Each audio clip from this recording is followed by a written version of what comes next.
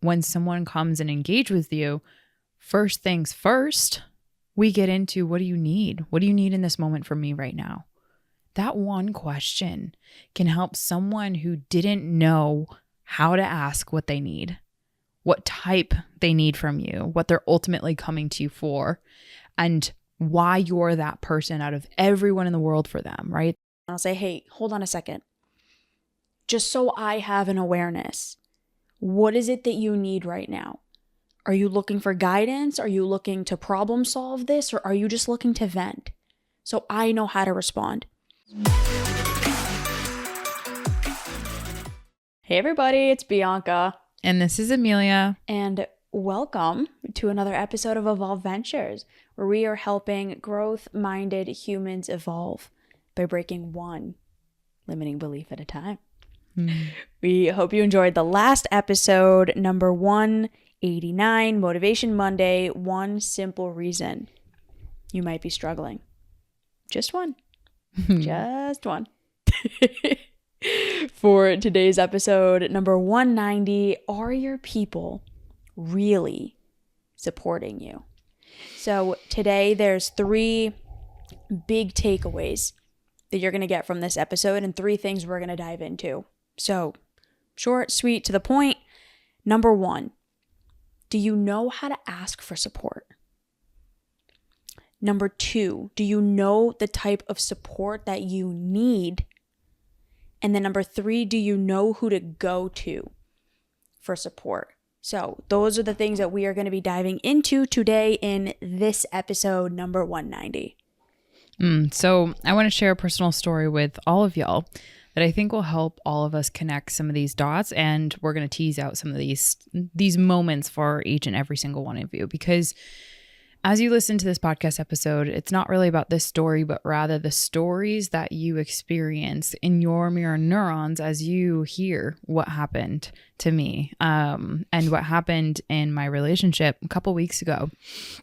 And I know Alan wouldn't mind sharing this, but we had a long day. It was the end of our days. We had a long week, and he was going through some stuff emotionally. You know, when you just have so much on your plate and you feel as though like no matter what you do, something just has to give, but you don't know yet how or where to go or what to do.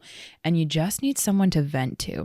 It was kind of like that. We were in the kitchen and Alan was going through definitely an emotional experience, and he started to kind of share some of the things that he was going through and kind of venting and working through it out kind of in his mind and doing so out loud. And I was kind of caught off guard a little bit. I was coming down from my day, trying to figure out where I'm at in all this. And as I'm hearing him kind of express, I initially shifted into a gear, which I oftentimes shift into, which is Miss Problem Solver. So here he is trying to connect with me, trying to tell me about what he's going through, not trying to get help, not trying to get support in solving the problems or the challenges.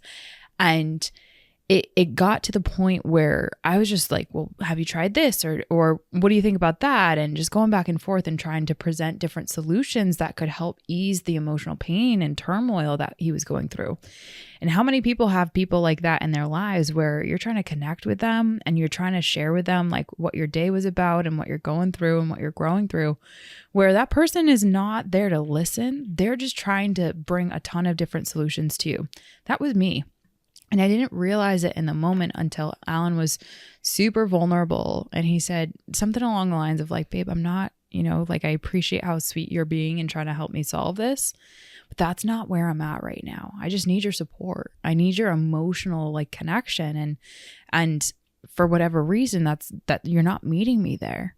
And it was a humbling moment for me because I was literally like, woof, you're right. And I've struggled with vulnerability a lot in the past.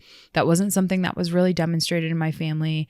We don't talk about our emotions a lot growing up. And a lot of us haven't been taught about our emotional experiences, and certainly not from the frame of going to people for support just to be in that moment of support, not to problem solve and try to get out of it. And so I'm really good at helping people get out of those situations, not extremely good at sitting in that discomfort where there is emotional vulnerability. Now, I've come a long way, and in that moment, it was so humbling for me because the one person that deserves it so much for just someone to be there and support him and not try to problem solve, I wasn't that person for him. I wasn't sitting there in that with him, and I wasn't just being the type of support that he really needed. And if you've ever experienced this, when your partner, when someone you love is coming to you for support and you realize after the engagement that you didn't give them the support that they needed. And oftentimes they don't tell you that. Gosh, it feels like an arrow to the heart. I felt like even in this moment, I'm still like, man, trying to work through, am I like a bad person for not knowing that he needed that type of support? And like, what is wrong with me if I didn't kind of pick up on that? He just needed me to be there with him. He needed this, not that. I went into problem solving. That's not what he needed. Right. So what I did was I kind of learned what those moments look like. And I'm still learning him, and I'll always continue to learn him. But I think that this is a really good example because a lot of us in our experiences go about life trying to figure out these three things that you talked about at the beginning of the episode, where you might not realize what you're going through or growing through. And so it makes it ever more challenging to try to figure out how to ask for the support you need.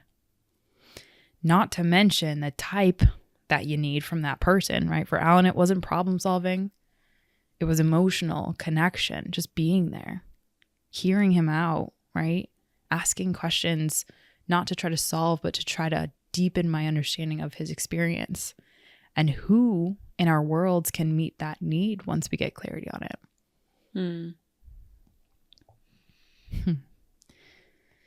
It must have been really hard for you, like being in that moment and like hearing him say that. I know for you especially, you're just such a person who wants to help. Yeah. And it can really be so challenging when you just want to give that and you want to give that support and you just want to give them the answers because you want to see this person get out of pain. But it's like, they don't want that. They don't need that. They're not asking for that. And it's like, well, I feel helpless in this moment. What do you mean? Like, I just want to help you. I just want to give you everything. It's like, oh, let me try this gear on. Like, hold on. Slow down the problem solving train. Whoop, whoop. Yeah, seriously. I know for me, like when I work with clients, I struggle a lot with that too sometimes. It's like, I see the answer so clearly and I'm like, like all you gotta do is this, or like just I'm like biting my tongue. I'm like, all you have to do is just do this or do that. And it's like, bro, that's not what I need from you. That's not what I want. Like, just listen to me. I just want to be heard. I think the challenge is, and this kind of goes into that first thing, most of us don't know how to ask for help. We don't know how to ask for support, let alone ask for what kind of support we need. It's like even just learning how to ask can be so difficult because to the point that you made, Em, how many of us are actually taught how to ask for help? How many of us were actually modeled how to ask for help and how to have that be okay and not be shamed or guilted or blamed or made fun of or made to be smaller when we asked for help? It's like, no, you're less than if you ask for help. No, you're this. No, you're that. So can you actually ask and be direct in the fact that you need something and not be passive aggressive with it, which is what a lot of us do end up doing, or not asking directly? So for example, can you go up to the people in your life and just flat out say, I'm struggling, I need help? Or can you help me with this? This is exactly what I need. Or, it would be really helpful for me if on this day at this time you did this. Or even in this moment, which is what Alan and I got to, like, after I realized, like, the poor man, I love him so much. And in this moment, I'm like so sad that he had to get here, because I was so focused on helping him, like tunnel vision, that like it was so not in his experience. So it almost took away of like that connection that he deeply craved. And to your point, B, he didn't know how to ask for, babe, I need you to be present with me. I need you to just listen. I need you to just understand my experience, not to do anything about it, but just we got to that moment after like 5 minutes of him trying to express and me trying to like throw out solutions, and then like it like boiled to an escalation point of a little bit of like, why are you trying to solve this for me? Like, I just want this. And that's where the ask came spilling out, rather than initially when we were engaging in that initial conversation of, hey babe, I'm really struggling and I just need you to listen, not to solve my problems because I'm already working on my own solutions. I just want to connect with you on this, right? That's a really vulnerable place to be. And to your point, that would be very direct communication, but we're not taught that. He was never modeled that, nor were I. When someone approaches you with that type of direct ask, how to shift gears into that. So it's always just mind reading, right? And that's what a lot of people feel like when you get into any sort of engagements with other people. We're trying to read their behavior and read their body language and read their minds and trying to add value and respond to their needs in a way in which is like kind of just throwing darts at the board with a blindfold on. You know, you're just trying. How effective are we all in that though? Yeah. So when you can learn to get past that space of not even feeling like you can ask for help, because that is the number one. You're never going to get support if you don't know how to ask. Number two is, do you know how to ask for exactly what it is that you need? So in that moment, did Alan actually come up to you and say, hey, babe, honey, whatever he calls you. Honey buns. Honey buns. Hey, schnookums bookums, can you just listen to me in this moment and not give me feedback? I just need you to listen and I just need to vent. Right. Was that what was said? Maybe not, because you just jumped into solution mode. Right. So like he was talking and you just went into, okay, let's fix it. Right. This is why I think a lot of us don't feel supported by the people around us, because we're not actually saying what it is that we need.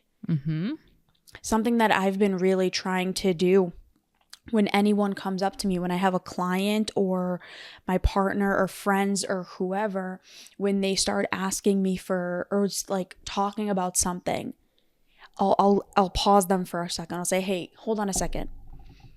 Just so I have an awareness. What is it that you need right now? Are you looking for guidance? Are you looking to problem solve this? Or are you just looking to vent? So I know how to respond. And then they're like, oh, yeah, actually, I just want you to listen. Or, yeah, you know what? Feedback would honestly be really helpful. Now, not everybody can do that, right? Not everyone's going to pause you and say, hey, what is it that you need right now? Truth. But can you start to practice that within yourself? Can you start practicing, hey, I'm struggling and I need to process through something. I don't want feedback. I don't want you to tell me what to do. I just need you to listen so I can mentally process out loud. B, one thing that's really, really powerful that I just had pop off that I want to make sure that you and I connect on, because I know that this will be helpful for our listeners. See how you just shared that. There's always a just before listen. I want you to just listen. I just need to vent. I know that I've experienced people saying that and having the just before that in their word choice. It shows a deeper feeling or reservoir, as if that's not a worthy thing to do on its own. That like, it's almost like a benefit to you. Or like trying to like, you know what I mean? What I'm talking about? The like we feel as though there's an underlying feeling that I know I've seen in so many people, like, I just need to vent, almost as if it's not just as valuable as problem solving, as guidance, as all these other types of needs. Have you seen that? It like underlines the through line of, I need to vent. I would like to vent. I would love to express my emotions, which connects to this deeper issue of not valuing our emotional experience as highly as our problem solving, our analytical thinking. And this is a whole rabbit hole, so we're not going to go down that, but like just something that popped up and I'm like, oh, shoot. Well, I think that happens because people do just jump into solution mode. See, Truth. Just jump into solution mode. I don't think it's because we're invalidating the emotional experience. I think it has to do with the fact that other people, when you're talking to them, when you say, I need to talk through something, there's this internal feeling that, well, I have to give them support now. So it's almost when like, you can say, I just need to vent. I don't think it takes away from the significance of venting and of having that emotional experience. I think it's really just giving the person in front of you clarification. But I do see where you're coming from, and that is a really cool concept, but definitely not for maybe this another episode. Maybe another episode. So right, the last back thing on the rails. The last thing we want to dive into in this is, do you know who to go to for support? Because here's the thing, not everybody is going to give you the right kind of support. So if I really need someone's guidance, if I'm really struggling through something and I internally know, okay, this is what my problem is, I'm going to ask for help. I actually know exactly what it is that I need. I need someone to problem solve. I'm probably going to go to Emilia. And I'm going to say, hey, Em. Let's just keep it real. It's just the truth. I'm like, hey, Em. Oh, man. This is the problem that I'm having. Da-da-da-da-da-da. I really need help problem solving this. Can you help me figure this out? And she'll be like, B? Hell yeah, let's go. I live for this. She's like, I live for this. If I need just like to be held, for example, I'll probably go to my partner. I'm not going to go to Emilia to sit there and Definitely hold me. Yeah, He's like, I'm not that great at that. Get away from me. No, that's not true. I love you. And I know. I'm being playful. Do you know who the people are in your life that can give you certain things? Because not everybody can be everything for you, and we can't expect that. So do you know who the people are who can give you those certain things? So like, who's that friend that you know, or that person that you know that always just lights you up? And when you need that, you can go to them. Who's that person that you know, like Emilia, for example, who's really going to help you problem solve and figure out what to do? Who's that person that you know is a really good listener and will just sit there and listen to you? There's that. Start identifying who those people are. And when you can really learn how to ask for what you need and be able to actually ask for it, you are going to feel so much more supported than you would if you didn't start learning these things and identifying them. So true. And B, I give you a lot of credit, because if you're listening to this episode and let's say you're the one that actually wants to be more supportive to the people around you, towards your relationships, towards the people you love and care about, regardless of what the purpose is underneath that, Bianca just highlighted in her own example what a great way to do that is, right? The starting point of that, which is when someone comes and engage with you, first things first, we get into, what do you need? What do you need in this moment from me right now? That one question can help someone who didn't know how to ask what they need, what type they need from you, what they're ultimately coming to you for, and why you're that person out of everyone in the world for them, right? That can deepen your relationship and not only help the other person get clarity on these three things that we just chatted about, and it can also help you as a person trying to be supportive get clear on what makes you a great support. And I think that that's, we not only went through those 3 things in this episode, but we also showed the opposite side of the coin. So thank you for being the living example of one small step that can help our listeners be a better support and help them understand who are the people coming to them. Why is it that they keep coming? You know, and it's so funny because I laughed so hard earlier in that. It's because the people that come to me, they need to identify the root problem and find a way out that can help them be in a better place than they were before. And I am extraordinary at that. You are an extraordinary listener. And it's so fascinating because I don't think we oftentimes think of like, this is what makes me a really good support system. I definitely have thought of, why does that person not come to me for my genius zone? They really, really need it. It's like, gee, Emilia, because they're trying to emotionally connect with you, not to have their life figured out. So it's just a couple of things in there that's giggle worthy. Anyways, good stuff in here. Bianca, what's your final takeaway and episode suggestion? My final takeaway is that support is going to look different for all of us in different situations. And if we want our needs to get met, we need to take responsibility and understanding what is it that we need and how do we ask for it. Whoo. Episode suggestion is 174. Are the people in your life supporting you for you or for them?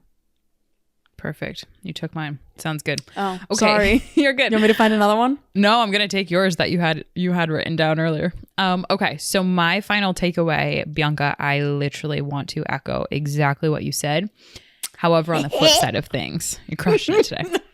On the flip side of things, which is we need to take responsibility of understanding what type of support we are. So yes, take Bianca's and take mine. What are you? What type of support do people come to you for so that you can be better than Emilia did in that one moment when someone comes to you for a specific support and they're doing that because you've shown to them you can be that for them, instead of going and doing what Emilia did, which was a lot of people come to Emilia for their root cause analysis and for their challenges so that they can find a way out.